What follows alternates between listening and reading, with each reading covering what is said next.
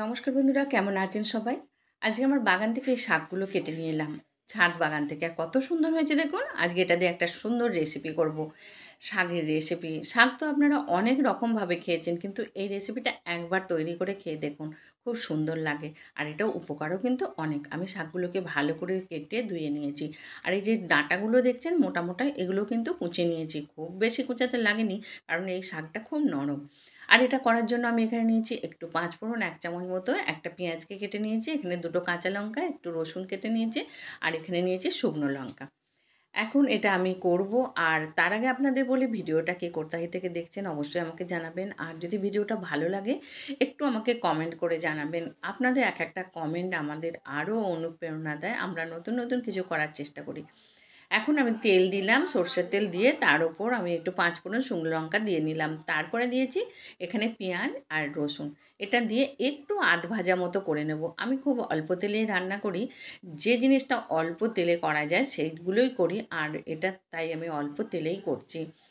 এগুলো বাচ্চা থেকে বয়স্ক পর্যন্ত সবাইকে যেহেতু দেয়া যায়, তাই অল্প তেল ঝাল দিয়ে করাটাই খুব ভালো। এখন আমি যেটা করব, এখানে আমি ২ চামচ মতো বড় অ্যা চামচের ২ চামচ মতো এখানে মসুর ডাল নিয়ে ধুয়ে রেখে দিয়েছিলাম। অল্প একটু মসুর ডাল লাগে। টেবিল চামচ হলে ৩ চামচ নেবেন।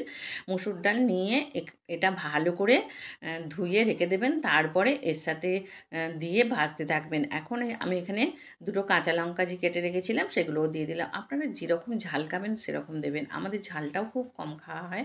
এখন শাকগুলো যে কাটা ধোয়া ছিল সেগুলো দিয়ে দিলাম। দিয়ে আস্তে আস্তে এগুলো নাড়তে থাকতে হবে। এগুলো নাড়তে নাড়তে কিছুটা কমে যাবে। তারপরে আপনারা এখানে দেবেন নুন।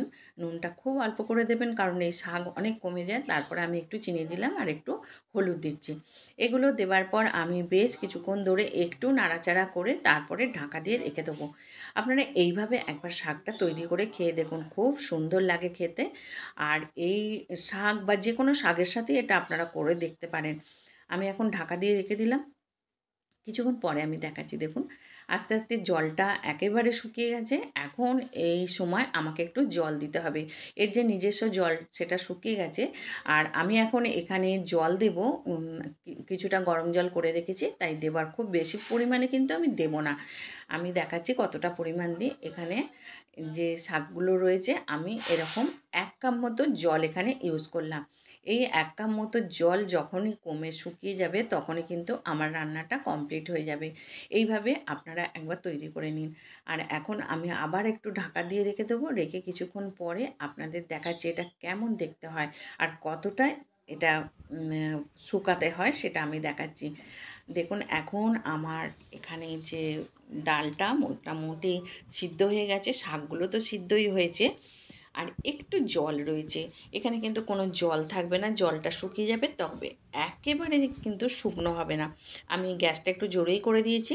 করে দেবার পর একটু নেড়েচেড়ে এখন আমার এখানে শাকটা তৈরি হয়ে গেছে। এইভাবে আপনারা একটু করে ফেলুন। আর শাকটা হয়ে যাওয়ার পর কেমন দেখতে হয়েছে